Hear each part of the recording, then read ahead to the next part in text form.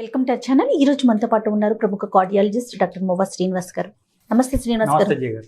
శ్రీనివాస్ గారు, ప్రతి సంవత్సరం అక్టోబర్ 2వ శుక్రవారం రోజు నేషనల్ ఎగ్ డే అని మనమంతా సెలబ్రేట్ చేసుకుంటున్నాం కదా. సో దీని గురించి మనం ఒక టాపిక్ చేద్దామనేసి అనుకున్నాం. ఎగ్ గురించి, అసలు ఎగ్లో ఉండే పోషక విలువల గురించి ఒక్కసారి మాట్లాడదామండి. సో మనకి మొదట నన్ను బాలస్వామి గారు, adviser national egg coordination committee వారు ఫోన్ చేసి, సో 2 శుక్రవారం ప్రతి సంవత్సరం నేషనల్ ఎగ్ డే అని చేస్తున్నామండి, మీరు ఎగ్ గురించి, దాని యొక్క పోషక విలువల గురించి, దాన్ని తింటే ఒక బెనిఫిట్స్ గురించి చెప్పండి అంటే వారి కోసం చేస్తున్నాను. Thank you sir. So first number 1, ఇప్పుడు మనకి మన దేశంలో ఎక్కువ మనం తినే తిండిలో ఎక్కువ కార్బోహైడ్రేట్స్ ఎక్కువ ఉంటాయి బేసికలీ. అవునండి. గుడ్డు గురించి, దాని క్యాలరిఫిక్ విలువ గురించి తెలుసుకునేటప్పుడు, సో మన తిండిలో 80% ఎక్కువ అన్నం తింటాం మనం. సో అన్నంలో కార్బోహైడ్రేట్స్ ఎక్కువ ఉంటాయి. సో పిల్లలు పెరగడానికి కానివ్వండి, ఇంకా పెద్దవాళ్ళకు గురించి కావాల్సిన ప్రోటీన్స్ కావాలి, మాంసకృతులు బేసికలీ.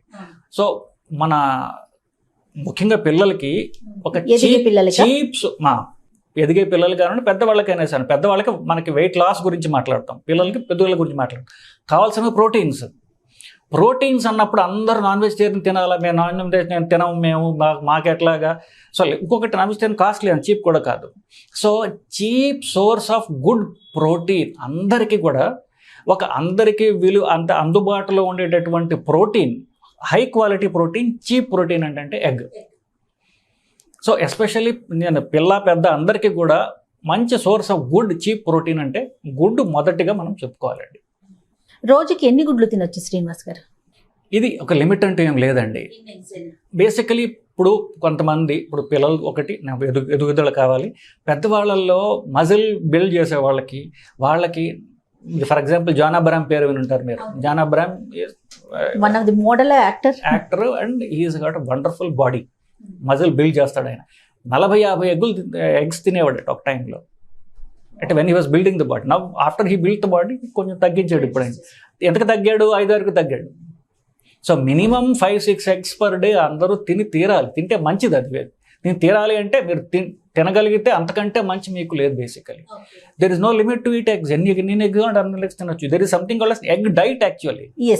వెయిట్ లాస్ వాళ్ళకి కూడా మాట్లాడుకున్నాం, ఎగ్ డైట్ అని ఉంది basically. There is no limit to eat. ఎన్ని గర్ల్స్ ఎగ్స్ కూడా నేను తినొచ్చు. తర్వాత ఏ ఫామ్లో తీసుకోవాలి? ఎగ్ బాయిల్డ్ ఎగ్ తీసుకోవాలా? పిల్లలు కొంతమంది బాయిల్డ్ ఎగ్ ఇష్టపడరు, ఆమ్లెట్ వేస్తాం, లేదంటే కర్రీ చేసుకుంటాం. ఏ ఫామ్లో తీసుకుంటే అన్ని విలువలు మనకి అందుతాయంటారు? నిజానికి పెద్ద తేడా లేదండి. రా ఎగ్, కొంతమంది రా ఎగ్ తాగే వాళ్ళు ఉన్నారు. సో రా ఎగ్ నుంచి రా egg, boiled egg, omelette, bhurji, మీరు ఎలాగ బుల్సై అని మీరు ఎలా కావాలంటే అలాగా. నిజానికి అవి మార్చుకుంటూ ఉంటే తినడం కూడా మనకు వెరైటీ బాగుంటుంది. ఒకరోజు బాయిల్డ్ ఎగ్, ఒకరోజు ఆమ్లెట్, ఒకరోజు bullseye, egg bhurji, egg curry, ఎలా కావాలంటే అలాగా. బట్ ఎగ్ తినడం మంచిది. మీరు ఏ రకరకాల రూపాయలు మారిస్తే ఇంకా మీకు మేక్ ఇట్ ఇంట్రెస్టింగ్. ఓకే, ఎన్ని విధాలుగా మీరు అన్ని చేయగలిగితే నేను విధాలుగా చేసుకుని తినాలి. ఓకే, స్టోరేజ్ గురించి మాట్లాడుకుందామండి. ఎలా స్టోర్ చేయాలంటే, ఇప్పుడు కొంతమంది ఒక ట్రే తెప్పించుకుంటాము, ఫ్రిడ్జ్లో పెట్టకూడదు అని వింటాము. అసలు మీరేమంటారు? ఎగ్స్ని ఫ్రీజ్ చేయకూడదండి, డీప్ ఫ్రీజ్లో పెట్టకూడదు. బట్ మామూలు అంటే డోర్లో కానివ్వండి, బట్ ట్రేస్లో పెట్టాలి. ఎందువల్ల అది ఆ ట్రేలో నుంచుంటుంది. సో ట్రేలో పెట్టాలి, ఫ్రిడ్జ్లో పెట్టుకోవచ్చు. డోర్లో కానివ్వండి, మామూలు డీప్ ఫ్రీజర్లో కాకుండా మామూలు రెఫ్రిజిరేటర్లో పెట్టాలి. నిజానికి అలా పెట్టాలి. ఒకటి. రెండవది, ఆ ఎగ్ ట్రేలో పెట్టినప్పుడు ఎగ్కి గుడ్డుకి మీరు చూసినట్లయితే ఒక పక్క కొంచెం బ్రాడ్గా ఉంటుంది, ఒక పక్క అంత బ్రాడ్గా ఉండదు. సో ఆ బ్రాడ్గా ఉండే భాగాన్ని పైకి పెట్టి ఆ ట్రేలో ఉంచాలన్నమాట.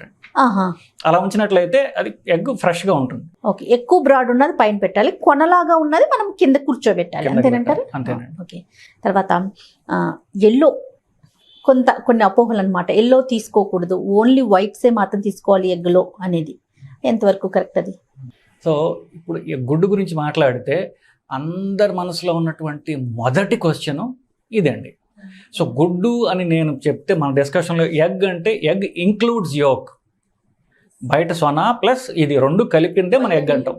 వైట్ అంటే సపరేట్ చేయొద్దు, చేసి 2 కలిపి తినాలి. ఒకటి. రెండవది, దీనిలో ఒక పాయింట్ మనం తెలుసుకుంటే అర్థమవుతుంది, ఎగ్ యోక్ యొక్క ఇంపార్టెన్స్ తెలుస్తుంది మనకి. ఇప్పుడు కొన్ని పక్షులు ఉన్నాయి, పక్షులు గుడ్డు పెట్టేవి ఏవైనా సరే, గుడ్డు పెట్టే ప్రాణులు ఏవైతే ఉన్నాయో ఆ గుడ్డు వాటి అండం ఫీమేల్స్ పెడతాయి ఎక్కువ కదా.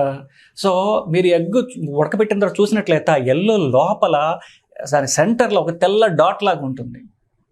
అది యాక్చువల్ అండం అన్నమాట.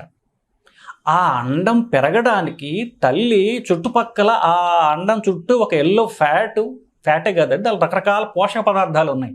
అది ఆ సెంటర్లో ఉన్నటువంటి అండం పెరగడానికి తల్లి దానికి ఇస్తోంది. తల్లి ప్రేమగా బిడ్డకి పెట్టేటటువంటి ఫుడ్, ఆ బిడ్డ తర్వాత పెరిగి చక్కగా పెరగడానికి తల్లి పెట్టేటటువంటి ఫుడ్ కాన్సన్ట్రేట్ చేసి దానికి ఇస్తుంది. అది ఎగ్ యోక్, అది లోపల ఉన్నటువంటి పసుపు సొన. ఆ తల్లి ఆ బిడ్డకి మంచిదని ఇస్తోంది, అది మనకి హానికరం ఎలా అవుతుందండి? ఎంత బాగా చెప్పారు శ్రీనివాస్ గారు. So first point, nature has provided that. Nature చేస్తుంది తన పిల్లలకి, తను తల్లి ప్రేమతో నేచర్ చేస్తుంది అలాగా. సో ఇన్ ప్రిన్సిపల్ చెడు కాకూడదు, అది నెంబర్ 1 పాయింట్. నెంబర్ 2, ఇది మీరు ఎమోషనల్గా మాట్లాడుతున్నారు, సైంటిఫిక్గా మాట్లాడండి అనొచ్చు. సైంటిఫిక్గా మాట్లాడినట్టు దాంట్లో ఉన్నది ఫ్యాట్, సాచురేటెడ్ ఫ్యాట్, అనుమానం లేదు. ఇప్పుడు ఫ్యాట్, సాచురేటెడ్ ఫ్యాట్ మంచిదా కాదా అని మీరు కనుక కట్టింగ్ ఎడ్జ్ డైటరీ సైన్స్ చూసుకున్నట్లయితే సాచురేటెడ్ ఫ్యాట్ అవసరము, మంచిది. మన ఇమ్యూనిటీ పెరగడానికి, శరీరం పెరగడానికి, సెల్స్ పెరగడానికి, శరీరంలో హార్మోన్స్ కావడానికి మనకు కావాల్సిన సాచురేటెడ్ ఫ్యాట్. మీరు ఇన్ని చెప్తున్నా కూడా నేను అడుగుతున్నాను అనుకోవద్దు, జనరల్గా ఉన్న డౌట్స్ని నేను క్లియర్ చేసుకుంటున్నాను.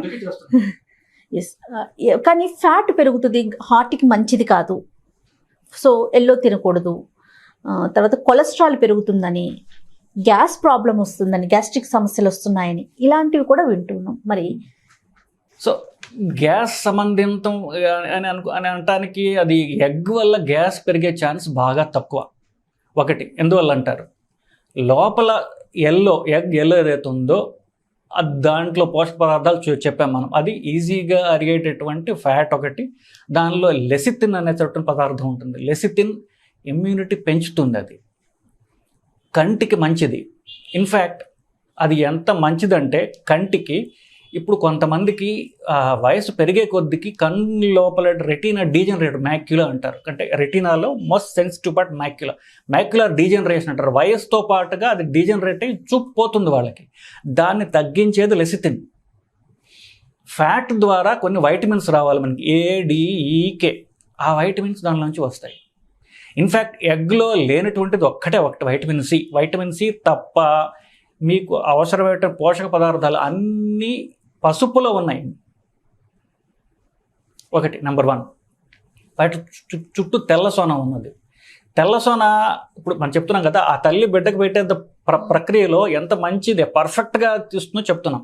ఆ తెల్ల సోన ఉందో చూసారా, ఆ తెల్ల సోన తీసి, ఇన్ఫ్యాక్ట్ మైక్రోబయాలజీలో ఏం చేస్తారంటే బ్యాక్టీరియా గ్రో చేయడానికి, ఇప్పుడు ఒక యూరిన్లో మనకి ఇన్ఫెక్షన్ ఉందా లేదా తెలుసుకోవాలనుకోండి, అప్పుడు ఏం చేయాలి, ఆ యూరిన్ తీసుకొచ్చి ఒక పోషక పదార్థం మీద వేస్తే దానిలో బ్యాక్టీరియా బాగా పెరుగుతుంది. అప్పుడు ఓహో ఈ బ్యాక్టీరియా ఆ యూరిన్లో ఉంది కాబట్టి ఈ బ్యాక్టీరియాని మనం ఈ మందులతో చంపొచ్చు, ఆ మందులు పేషెంట్కి ఇస్తాం. అవునండి.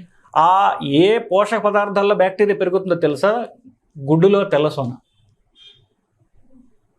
సో అది అంటే బ్యాక్టీరియానే పెంచుతోంది, అంటే మన శరీరం కింద మన బ్యాక్టీరియా పెంచుతుందని కాదు, గ్రోత్కి అంత ఉపయోగపడుతుంది. అది గ్రోత్ని అన్ని రెట్లు పెంచుతుంది. అది చెడు బ్యాక్టీరియా వేస్తే చెడు పెరుగుతుంది. మన పొట్టలో వేసుకుంటాం, మన శరీరం యొక్క కణాలు పెరగడానికి ఉపయోగపడుతుంది. అది ఎక్కడ ఏం వేస్తే అది పెరుగుతుంది. మన శరీరంలో వేస్తే మన శరీర కణాలు పెరుగుతాయి. దాంట్లో ఆ సొనలో బ్యాక్టీరియా వేస్తే అది పెరుగుతుంది. అగార్ ప్లేట్స్ అంటారు మైక్రోబయాలజీలో. అగార్ ప్లేట్స్కి వాడేది తెల్ల సొన. సో తెల్ల సొన ఎట్లాగో మంచిది, అనుమానం. అది అన్నిటికంటే ఈజీగా డైజెస్ట్ అయ్యేటటువంటి ఆల్బుమిన్ అనేటటువంటి protein. So nature's best creation is egg అనమాట. సో ఆ ఈజీగా డైజెస్ట్ అయ్యేటటువంటి, ఆ బిడ్డకు కావాల్సిన ఈజీగా డైజెస్ట్ అయ్యే అతి చిన్న ఈజీగా డైజెస్ట్ అయ్యే ప్రోటీన్ ఆల్బుమిన్ పెట్టింది అక్కడ. దానివల్ల గ్యాస్ రావడం అనేది అరుదు. యూజువల్గా గ్యాస్ ప్రాబ్లం అనేది రావడం అరుదు. బట్ మిగతా కణాల్లో గ్యాస్ రావచ్చు, దీనికి you don't blame egg for that. Number 1, ఈ కొలెస్ట్రాల్ వల్ల హార్ట్ అటాక్స్ రావడం అనుకోవడం అపోహ. నెంబర్ 1, ఎందుకు హార్ట్ అటాక్స్ రావడానికి బ్యాడ్ కొలెస్ట్రాల్ LDL అనేటువంటి పెరుగుతుంది అనుకుంటున్నాం. LDL వచ్చేది ట్రైగ్లిజరైడ్స్ నుంచి, ట్రైగ్లిజరైడ్స్ వచ్చేది ఎక్కువ కార్బోహైడ్రేట్స్ నుంచి. మనం తినే దాంట్లో మనం ఒక 80-90% అన్నము, స్వీట్స్, కార్బోహైడ్రేట్ సోర్సెస్ ఏవైతే ఉన్నాయో మనం చెప్తాం అందరికీ రైస్, స్వీట్స్, ఫ్రూట్స్, దుంపలు, ఇవి మేజర్ సోర్స్ ఆఫ్ కార్బోహైడ్రేట్. వాటిని మీరు తగ్గించుకోకుండా why do you blame egg for it? మనం గుడ్లను కాదు తగ్గించాల్సింది, మనం తగ్గించాల్సింది కార్బోహైడ్రేట్స్ని తగ్గించాలి. కార్బోహైడ్రేట్స్ మనం చెప్పుకున్నాం, అన్నము, పండ్లు, దుంపలు, స్వీట్స్. స్వీట్స్ అంటే హనీ, చక్కెర, హనీ, ఇవన్నీ తీపి పదార్థాలు. వాటిని తగ్గించకుండా you should not blame eggs for that. దాంట్లో నుంచి బ్యాడ్ కొలెస్ట్రాల్ ఎక్కువ వస్తుంది, తినడం వల్ల బ్యాడ్ కొలెస్ట్రాల్ వస్తుంది. సో గుడ్డు వల్ల బ్యాడ్ కొలెస్ట్రాల్ పెరుగుతుంది అనుకుంటాం, నెంబర్ 1 అపోహ. గ్యాస్ పెరగటం అంటాం, అపోహ ఇది కూడా. సో మనం చెప్పచ్చదల్లా it's a good source of nutritious source of protein. దానికి మీదకి మీరు అపోహలు, నమ్మకాలు దాని మీద ఆపాదించకుండా దాన్ని కనుక మీరు చూసినట్లయితే మీకు ఎంతో చీప్గా ఉపయోగపడేటువంటి అద్భుతమైనటువంటి ఫుడ్ సోర్స్ అది, ప్రోటీన్ ఫుడ్. సో ప్రతి ఒక్కరూ తినాలి. ఇంకొకటి ఏంటంటే ఇప్పుడు డైట్ ఫాలో పెద్దలు అసలు వెయిట్ తగ్గాలనుకునే వాళ్ళకి మనం ఏం చెప్తాం, కార్బోహైడ్రేట్ తగ్గించుకోండి అని చెప్తాం. గుడ్డు 100 అంటే ఒక గుడ్డు 100 గ్రాములు ఉంటుంది కదా, 100 గ్రాములు గుడ్డు ఎగ్లో 1 గ్రామ్ కార్బోహైడ్రేట్స్ ఉంటాయి. So it's a very low carb diet source అనమాట. మీకు ఆకలి వేస్తోంది, ఆకలి తగ్గాలి, మనకి కార్బోహైడ్రేట్స్ తక్కువ ఉండాలి అంటే best source is egg. Right. పిల్ల పెద్ద తేడా లేకుండా ప్రతి ఒక్కరూ తీసుకోవాల్సింది. మీరు బాగా చిన్న పిల్లలకి పెడుతున్నారు, వాళ్ళు అరిగించుకోలేరు అని మీకు అనుమానం ఉన్నట్లయితే కనుక బుల్స్ అయి వేయండి.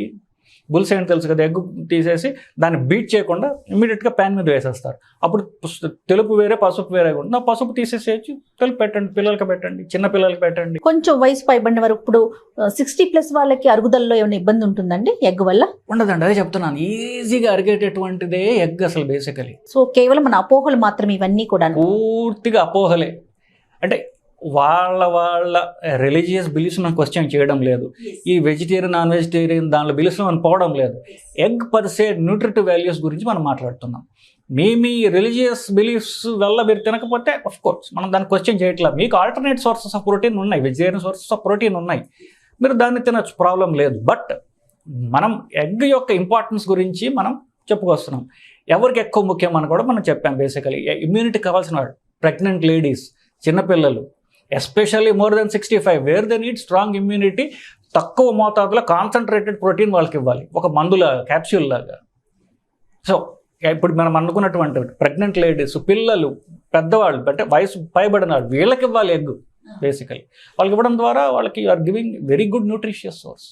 Thank you so much Srinivas గారు. నమస్తే.